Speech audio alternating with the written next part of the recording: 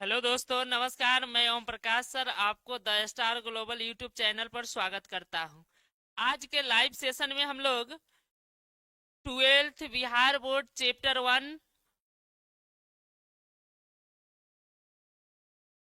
12th Hindi के chapter 1 बातचीत को पढ़ने वाले हैं और इसके सब्जेक्टिव क्वेश्चन आंसर पढ़ने वाले हैं और ऑब्जेक्टिव। सभी लोग जुड़ जाइए, आज का लाइव सेशन शुरू करते हैं और पहला क्वेश्चन की तरफ हम लोग बढ़ते हैं। पहला क्वेश्चन है, चलिए पहला क्वेश्चन की तरफ बढ़ते हैं। पहला क्वेश्चन है अध्याय 1, जिसका नाम है बातचीत। इसके लेखक है बाल कृष्ण भट्ट। इसका सबसे पहले हम लोग ऑब्जेक्टिव क्वेश्चन पढ़ते हैं।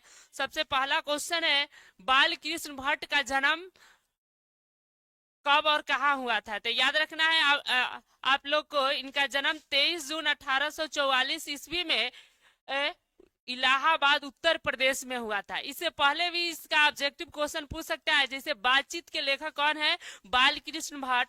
और यह कौन सी विधा है? तो याद रखना है आप लोग को, यह निबंध है। क्या है बाबू? निबंध है। ठीक है, चलिए दूसरा क्वेश्चन है, बाल कृष्ण भट्ट कहाँ के रहने वाले थे? इलाहाबाद उत्तर प्रदेश के। उत्तर प्रदेश के इलाहाबाद जगह के यह रहने वाले थे। चलिए अब तीसरा क्वेश्चन की तरफ हम लोग बढ़ते हैं।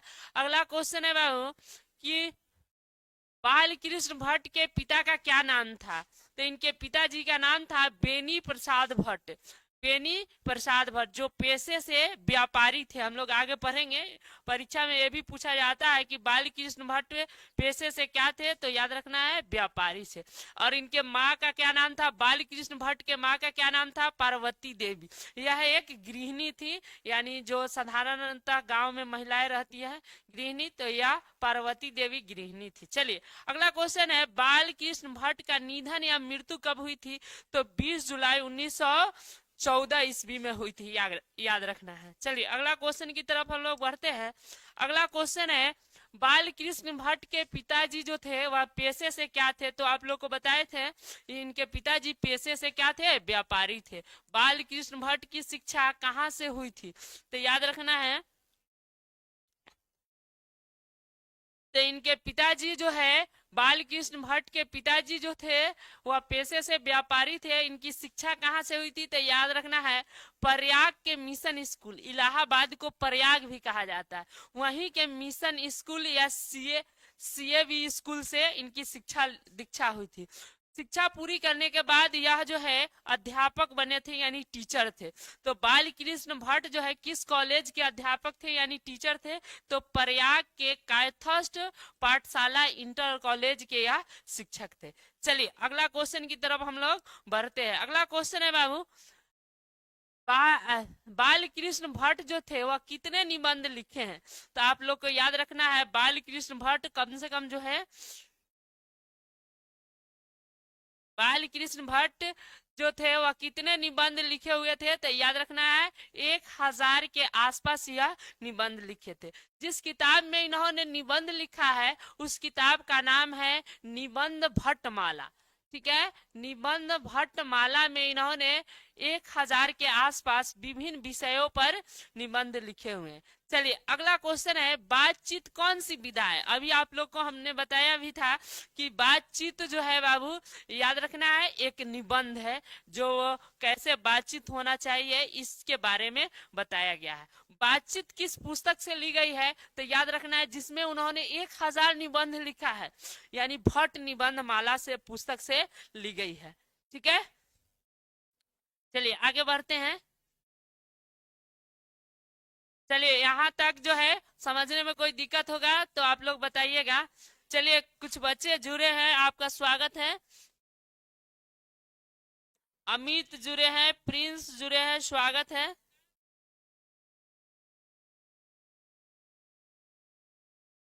चलिए यहाँ तक आप लोग को पूरी बात समझ में आई होगी। आगे हम लोग बढ़ते हैं।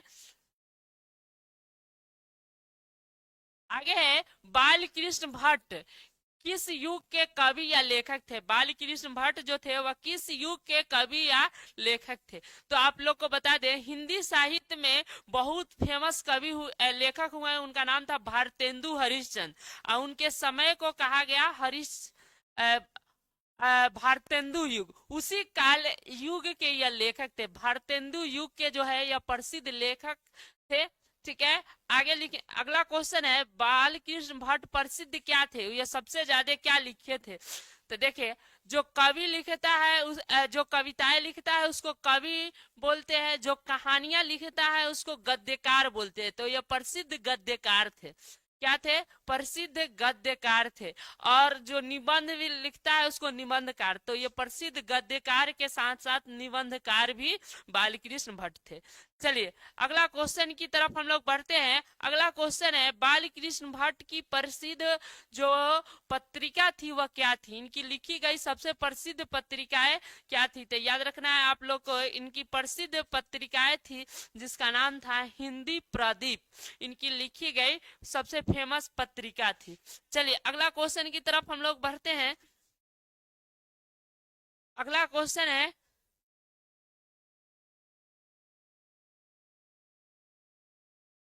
जी बोलिए।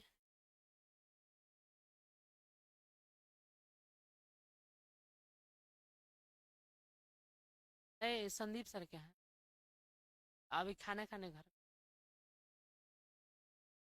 देर लगेगा, आधा घंटा के बाद।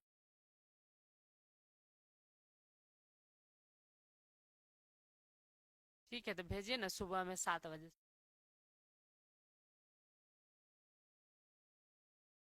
सातवा का वही 250 होगा, 250 या 3। ठीक ठीक ठीक ठीक ठीक। चलिए यहाँ तक कोई दिक्कत है। चलिए अगला क्वेश्चन की तरफ हम लोग बढ़ते हैं। अगला क्वेश्चन है बाल कृष्ण भट्ट, बाल कृष्ण भट्ट की प्रमुख उपन्यास कौन कौन सी है, या कौन सी उपन्यास होता है। देखिए हिंदी में कई तरह के होते हैं, जैसे एक कहानी का बुक होता है जिसको कहानी संग्रह कहेंगे। ठीक है, याद रखना है हिंदी में बहुत सारे लेखक हुए जो कहानी संग्रह, जो कविता का बहुत सारा कविता लिखते हैं वो कविता संग्रह में लिखा जाता है।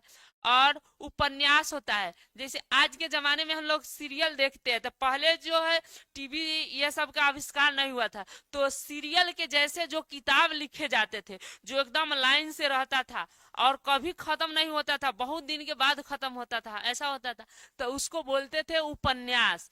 इंग्लिश में इसको नोवेल बोला जाता था। ठीक है, तो या जो उपन्यास लिखते थे उनको उपन्यासकार कहा जाता था। तो बाल कृष्ण भट्ट की प्रमुख उपन्यास है, याद रखना है, रहस्य कथा, न्यूनतम ब्रह्मचारी, 100 अजान एक सुजान, गुप्त वैरी, रसातल यात्रा, उचित दक्षिणा, हमारी घड़ी, सद्भाव का भाव। इनका सबसे फेमस याद रखना है, इनका सबसे फेमस जो उपन्यास है उसका नाम है 100 अजान एक सुजान, याद रखना है, और उचित दक्षिणा। यह इनकी लिखी गई सबसे फेमस जो है उपन्यास है। ठीक है, चलिए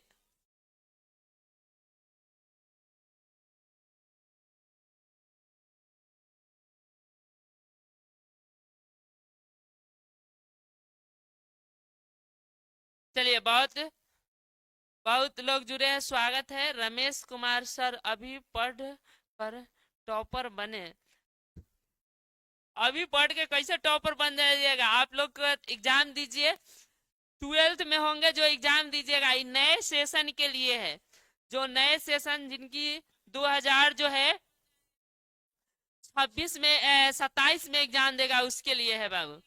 ठीक है, नितेश जुड़े हैं, गुड मॉर्निंग। चलिए नितेश अच्छा से तैयारी कीजिए, एग्जाम दीजिए। राजीव जुड़े हैं, स्वागत है। चलिए किमी जुड़ी है, स्वागत है, गुड मॉर्निंग सर जी। अच्छा से तैयारी कीजिए, एग्जाम आप लोग का दीजिए, आप लोग का सेशन कंप्लीट हो चुका है। चलिए अगला क्वेश्चन की तरफ हम लोग बढ़ते हैं।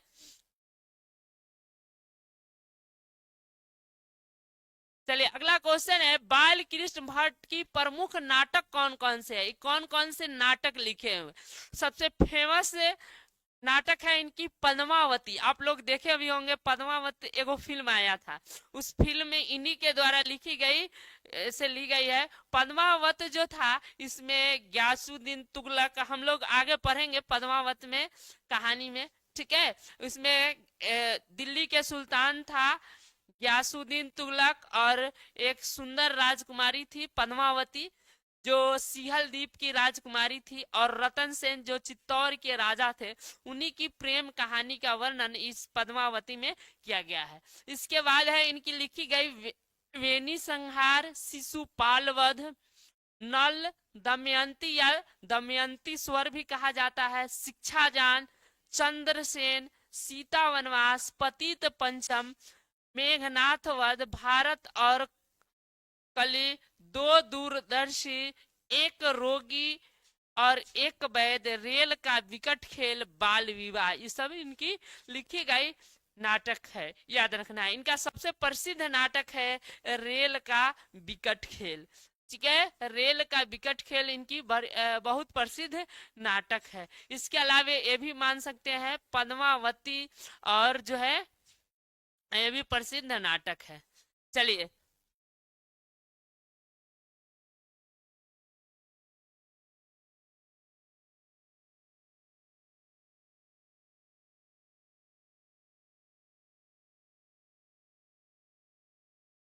चलिए, और किसी को कुछ पूछना है? अमन जुड़े है, स्वागत है। हेलो फ्रेंड्स, स्वागत है। आपके सभी फ्रेंड्स लोग चले गए हैं, कोई लाइव में नहीं है। चलिए चलिए आगे बढ़े।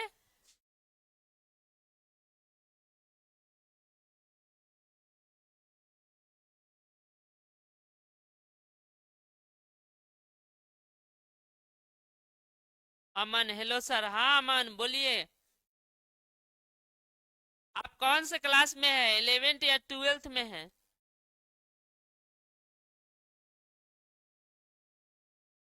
चलिए आगे बढ़ते हैं।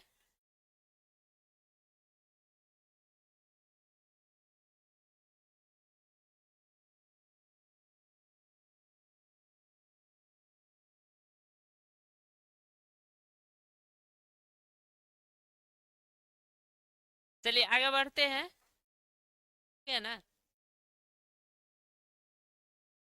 लाइव क्लास में थोड़ा फास्ट होइए, फास्ट, इसीलिए आप लोग को पहले उतरवा दिए हैं थोड़ा कि फास्ट रहिएगा ना। चलिए आगे बढ़ते हैं हम लोग, बढ़े। अगला क्वेश्चन है बाबू, किसने कहा था, ये काफी दोनों फेमस क्वेश्चन है, किसने कहा था बोलने से ही मनुष्य के साक्षात्कार का रूप होता है? प्रसिद्ध इसमें लिख दिया है, बोलने से ही मनुष्य के साक्षात्कार रूप होता है, यानी बोलने से ही मनुष्य जान पड़ता है कि उसमें क्या अच्छाइयाँ है क्या बुराइयां है।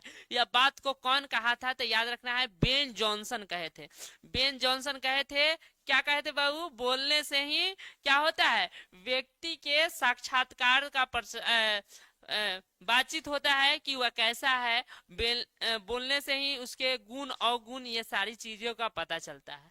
आगे किसने कहा था कि असल बातचीत सिर्फ दो व्यक्तियों में होती है? असल बातचीत दो व्यक्तियों, तीसरा जब व्यक्ति आएगा तो वह बात को घुमा घुमा के बात करेगा। यह बात कहे थे, याद रखना है, इसका उत्तर कहीं नीचे कट गया होगा। एडिशन कहे थे। कौन कहे थे? एडिशन। एडिशन का कहना था सिर्फ दो व्यक्तियों में बातचीत हो सकता है। अच्छा अमन बोल रहे यूपी से है, ठीक है। चलिए 12th क्लास में है, यूपी से। चलिए रवि किशन जुड़े हैं, रवि, रजनीकांत स्वागत है, हेलो। चलिए इसका राइट आंसर बताइए बाबू आप लोग, याद रखना है क्या है, किसने कहा था असल बातचीत सिर्फ दो व्यक्तियों में होता है? याद रखना है एडिशन कहे थे, ठीक है। चलिए आगे हम लोग बढ़ते हैं। हम यहाँ पे दिया भी है एडिशन कि नहीं, ठीक है। अगला क्वेश्चन है, चार से अधिक, एडिशन बताए थे कि असल बातचीत जो है दो व्यक्तियों में होता है। जब तीन आदमी होता है ना वो, तब बात जो है क्या होने लगता है, मुद्दा बदल जाता है, असल बातचीत नहीं हो सकती है। और 4 से अधिक लोग बातचीत करेगा तो उस समय कुछ पता नहीं चलेगा, उस बातचीत का कोई महत्व ही नहीं रहेगा। तो 4 से अधिक लोगों का बात करना क्या कहलाता है, तो उसको बोलते हैं राम रमौआ, यानी साधारण भाषा में कहा जाए तो दाल भात खिचड़ी, यानी उसका कोई महत्व नहीं, कि नहीं। ठीक है, आगे है, एक रोबिन्सन क्रूसो नाम का व्यक्ति था, उनके बारे में आप लोग को बातचीत चैप्टर में बताया गया था कि वह 16 साल जो है मनुष्य से क्या रहा था, दूर रहा था। तो रोबिन्सन क्रूसो कितने साल तक आदमी से नहीं मिला था, तो याद रखना है 16 साल।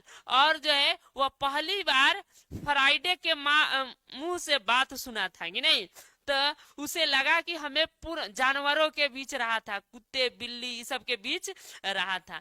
तो उसे जो है जब आदमी के बाद बात सुना फ्राइडे के मुंह से सबसे पहली बार, तो उसने फिर आदमी की तरह आश्चर्यचकित हो गया, और इतना दिन जानवरों के जैसी उसकी एक्टिविटी हो गई थी। फिर मनुष्य के साथ आने पर लगा कि मेरा पुनर्जन्म हुआ है। ठीक है, अगला क्वेश्चन है, आर्ट ऑफ कन्वर्सेशन कहाँ के लोगों में पाया जाता है। ठीक है, इसका भी उत्तर इसके बाद होगा, ऐसे बता देते हैं। आर्ट ऑफ कन्वर्सेशन जो है कहाँ के लोगों में पाया जाता है, यूरोप के लोगों में। कहाँ के लोगों में बाबू, यूरोप के। जो यूरोप के लोग होते हैं वो बातचीत बड़ी अच्छे ढंग से करते हैं, जिसको सुनकर लोगों को काफी जो है संतुष्टि मिलता है, उसको सुहद गोष्ठी के भी नाम से जाना जाता है। चलिए अगला क्वेश्चन की तरफ हम लोग बढ़ते हैं। अगला क्वेश्चन है, यहाँ यूरोप उसका आंसर दिया भी है। बातचीत जो आर्ट ऑफ कन्वर्सेशन है वह याद रखना है कहाँ के लोगों में पाया जाता है, यूरोप के लोगों में पाया जाता है। चलिए अगला क्वेश्चन की तरफ हम लोग बढ़ते हैं। बातचीत के माध्यम से लेखक क्या बताना चाहते हैं। बातचीत के माध्यम से जो है लेखक क्या बताना चाहते हैं, क्या उनका बातचीत लिखने का, निबंध लिखने का क्या उद्देश्य है। तो याद रखना है, बातचीत के माध्यम से उन्होंने बातचीत की शैली को दर्शाने का प्रयास किया है कि कहा कैसी बात बताया है।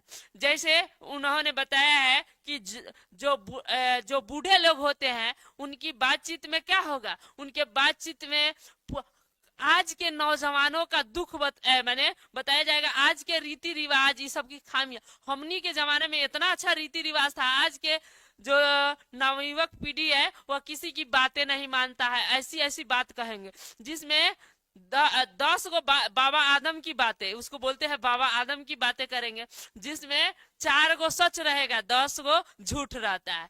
2 गो अगर बुढ़िया मिली तो उसके बातचीत का प्रकरण क्या होगा, या तो पतोह की शिकायत होगा या बेटे की गिला शिकवा की बातें होगी, कि नहीं। अगर कोई विद्यार्थी मिलेगा तो या तो अपने टीचर के बारे में बतवाएगा, और नहीं तो अपने क्लास के कोनो छात्र या छात्राएं के बारे में बतवाएगा, कि नहीं। तो यह सब बातचीत करने की क्या होती है बाबू, शैली होती है या प्रकरण होता है। ठीक है, अगर कोई खिलाड़ी मिलेगा तो अपने खेल की तारीफ की बातें करेगा, खेल से संबंधित बातें करेगा। ठीक है, चलिए अगला क्वेश्चन की तरफ हम लोग बढ़ते हैं। अगला क्वेश्चन है, रॉबिन्सन क्रूसो किसके मुंह से बात सुना था। तो अभी बताया है फ्राइडे के मुंह से बात सुना था, कितना साल बाद, तो 16 साल बाद वह जो है बात सुना था। अगला क्वेश्चन है, बातचीत से मन किस प्रकार का हो जाता है। बातचीत करने से मन कैसा हो जाता है, बड़ी हल्का हो जाता है, यानी मन शांत हो जाता है और क्या हो जाता है, हल्का और स्वच्छ हो जाता है, कि नहीं। आपके अंदर कोई भी दुख है ना, किसी से बात कीजिए, बातचीत करने से आपका मन हल्का हो जाएगा, स्वच्छ हो जाएगा, कि नहीं। समाज में ऐसा कुछ लोग होता है जिसके सामने आप अपना दुख कहिएगा ना तो वो मजाक उड़ाने लगता है, तो वैसे लोगों के सामने अपना बात कहना भी नहीं चाहिए। अगला क्वेश्चन है, किसके ना होने पर सृष्टि गूंगी हो जाएगी। अगर सोचिए बातचीत करने की कला कितना अहम है, अगर ये नहीं रहेगा तो ये दुनिया का क्या हालत हो जाएगा, पूरा गूंगा होगा, कोनो के किसी से मतलब नहीं रहेगा। तो वाक शक्ति के न होने के कारण यह सृष्टि क्या हो जाएगी, गूंगा हो जाएगी। अगला क्वेश्चन है, बाल कृष्ण भट्ट जो थे वह किस काल के कवि थे। तो याद रखना है ये आधुनिक काल के थे। इतना ही ऑब्जेक्टिव था। अब हम लोग लघु उत्तरीय के तरफ चलते हैं। चलिए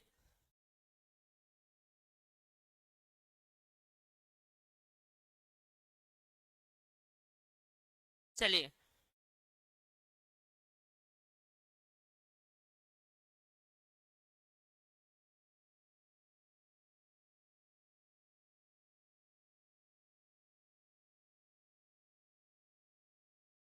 यहाँ तक कोई दिक्कत होगा तो आप लोग कमेंट कीजिएगा, आप लोग बताइएगा।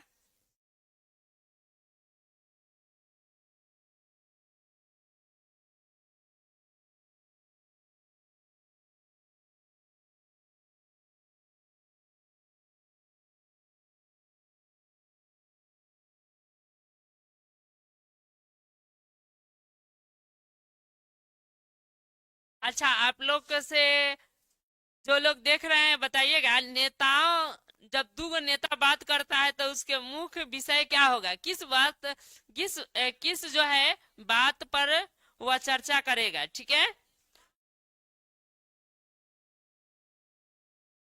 चलिए अगला, अब लघु उत्तरीय के तरफ आते हैं हम लोग। लघु उत्तरीय का पहला क्वेश्चन है बाबू, चलिए इसको ध्यान से समझना है और समझ के यहीं पे याद कर लेना है कि भविष्य में पढ़ना पड़े तो याद रहे क्या, ठीक है। चलिए, पहला क्वेश्चन है बाबू, अगर हम में वाक शक्ति न होती तो क्या होता। अगर लोगों में बोलने की कला न होती, बातचीत करने की कला न होती तो क्या होता, बताना है आप लोग को कि नहीं।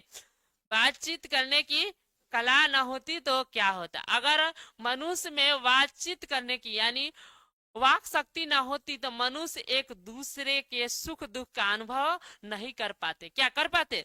अगर बातचीत करने की कला नहीं रहती तो मनुष्य एक दूसरे में सुख दुख का अनुभव नहीं कर पाते। इस सृष्टि का हाल जो होता गूंगा होता, सब लोग गूंगा यानी क्या बोलते हैं, एक गूंगा की तरह रहते कि नहीं, किसी से कोई मतलब नहीं रहता। सब लोग लुंज पुंज होकर एक कोने में बैठा दिए जाते और एक दूसरे से कुछ ना कह पाते हैं ना सुन पाते, यानी पूरा सृष्टि गूंगा होता है। जो आज ये दुनिया देख रहे हैं हम लोग, ढेर सारे चीजों का आविष्कार हुआ है, बहुत सारे चीज आगे बढ़ी है, यह जो दुनिया विकसित की विकासशील है, विकसित की ओर बढ़ रही है और बहुत सारे दुनिया में डेवलप है, जो यह विकास दर है यह विकास नहीं पहुंचा रहता। यानी ईश्वर ने बहुत बढ़िया शक्ति दी है जिसका नाम है बातचीत कि नहीं। और बातचीत के जरिए ही मनुष्य पूरे समस्या का समाधान कर सकता है और बातचीत का इसमें जो है अहम भूमिका होती है। तो फिर से याद रखना है, अगर हम में वाक शक्ति ना होती तो क्या होता कि नहीं। तो अगर हम में मनुष्य में वाक शक्ति ना होती तो मनुष्य को सुख दुख का अनुभव नहीं कर पाते और इससे सृष्टि का हाल गूंगा होता, सब लोग लुंज पुंज होकर एक कोने में बैठा दिए जाते और एक दूसरे से ना कुछ कह पाते और ना सुन पाते। यही जो है। चलिए,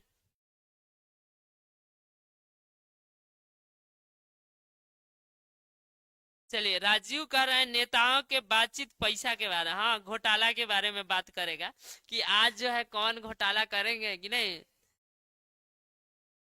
ठीक है। चलिए,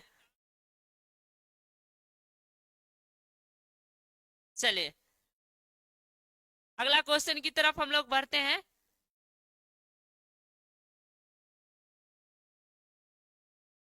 अगर नहीं लिख पाइएगा ना तो कोई बात नहीं, घरे जाके वीडियो चला लीजिएगा, लिख लीजिएगा, कोई दिक्कत नहीं है ना, क्या कोई दिक्कत।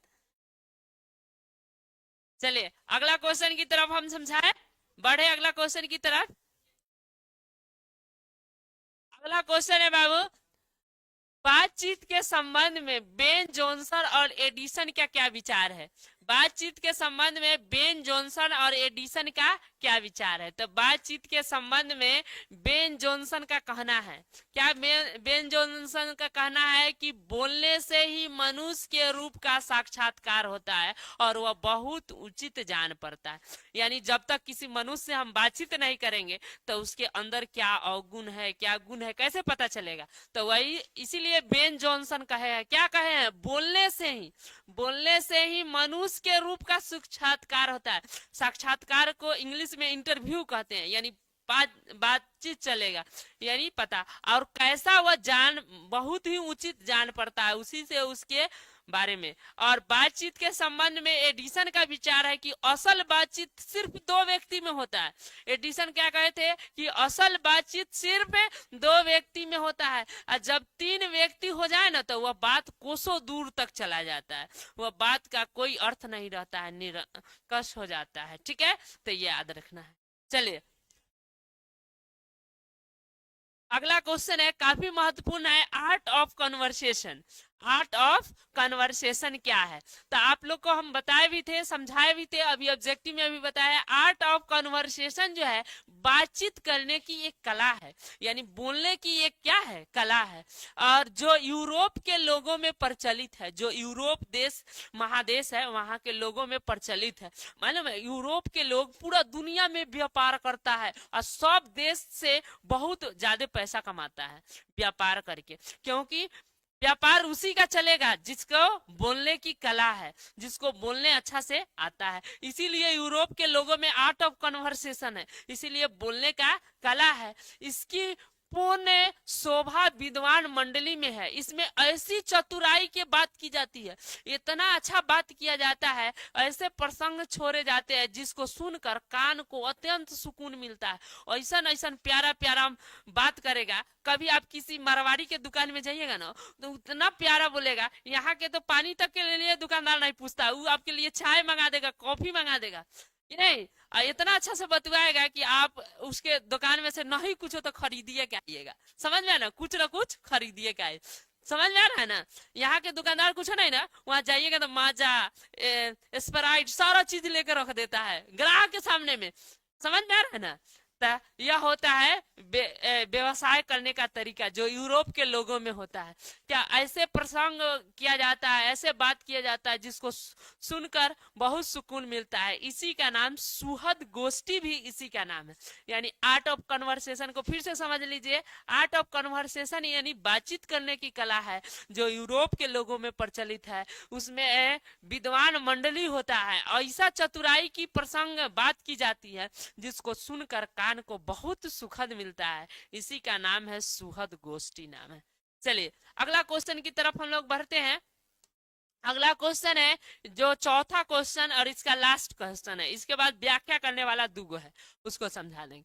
चलिए चौथा क्वेश्चन है, मनुष्य की बातचीत का उत्तम तरीका क्या हो सकता है? इसके द्वारा वह अपने लिए सर्वथा नवीन संसार की रचना कैसे कर सकता है? दुनिया में किसी से भी अच्छा है स्वयं से बात करना। आपके जीवन में समस्या है, आपके जीवन में कोई उभार सकता है तो वह आप ही है। किसी के पास जाइए। एक बार जो है एक किसान था, वो गौतम बुद्ध के पास गया था कि नहीं। किसके पास गया था वो? गौतम बुद्ध के पास कि नहीं, क्योंकि उसका नाम, उनका नाम सुना था और कहा था कि आपको लोग भगवान समझता है, आप सारा समस्या का, इस दुनिया में जितना समस्या है सबका समाधान कर सकते हैं। तो मेरा भी समस्या है, सुनिए इसको और इसका समाधान कीजिए कि नहीं। किसके पास गया था किसान? गौतम बुद्ध के।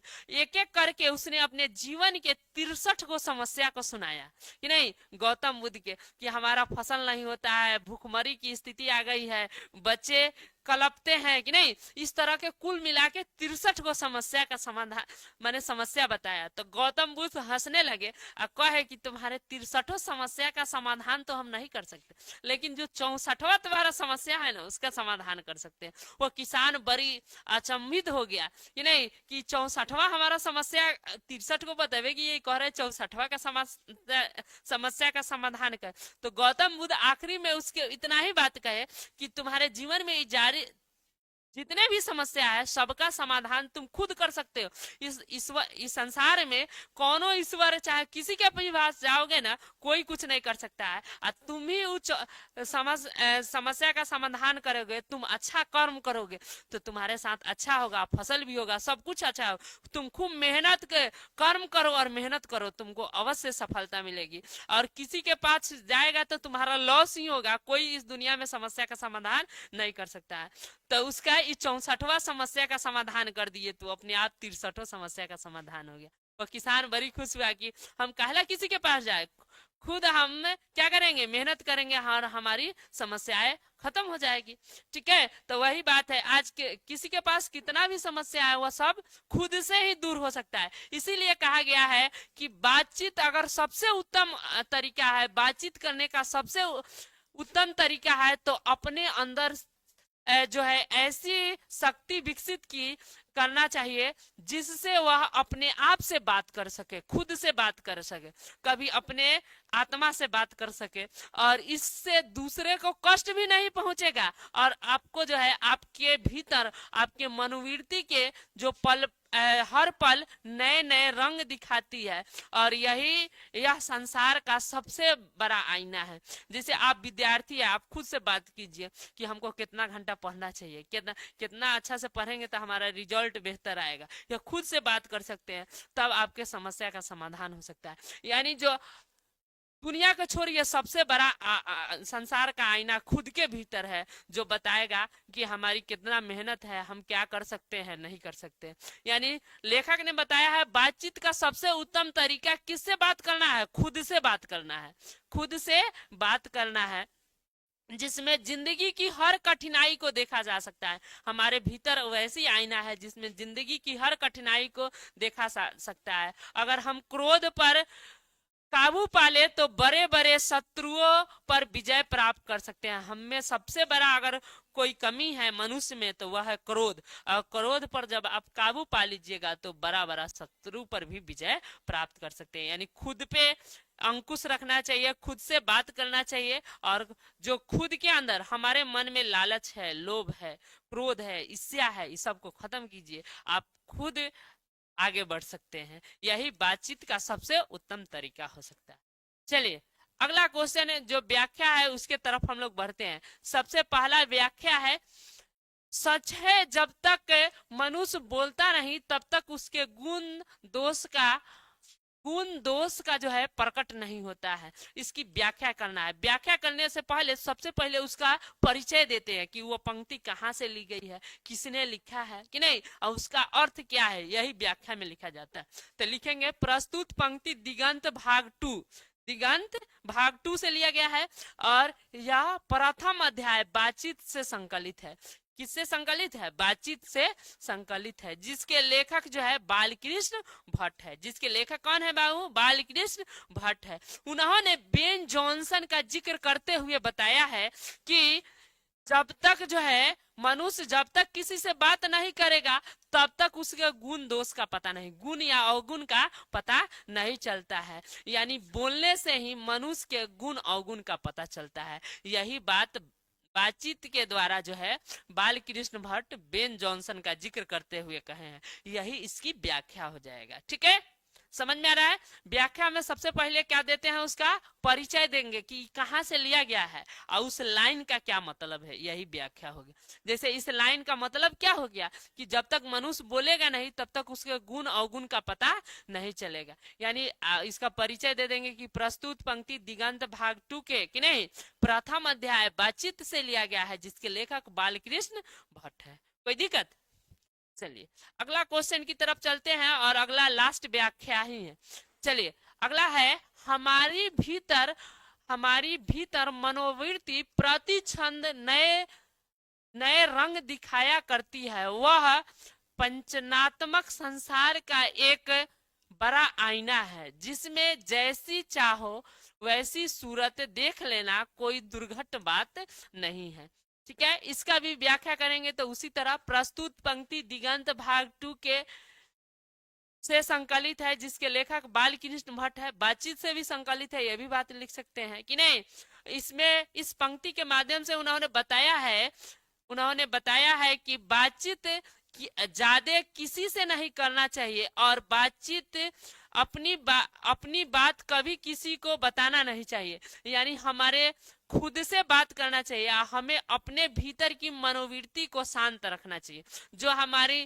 जो हमारे मनों में है उसको शांत रखना चाहिए और खुद मेहनत करना चाहिए। जैसे क्या है कि अगर किसी को अपना लक्ष्य बता दीजिएगा ना, उस पर मेहनत नहीं कीजिएगा तो आप मजाक का पात्र बन जाइएगा। वो मजाक, अच्छा ये कहे थे आईएएस बनेंगे, आज तो देखे खुरपी से घास कर रहे थे कि नहीं। समझ में आ रहा है ना मेरा बात।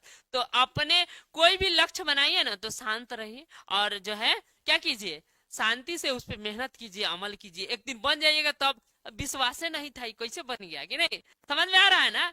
तो यही, और खुद से बात करना चाहिए, इस चैप्टर का यही अर्थ है। फिर अगले दिन अब हम लोग अध्याय 2 पढ़ेंगे, जिसका नाम है उसने कहा था। उसने क्या कहा था हम लोग अगले दिन जानेंगे, और उसने किससे कहा था यह भी जानेंगे। ठीक है, चलिए अध्याय 1 खत्म हो गया, और अगले दिन अध्याय 2 पढ़ेंगे। ठीक है, फिर मिलेंगे अगले क्लास में। तब तक जय हिंद, जय भारत। चलिए।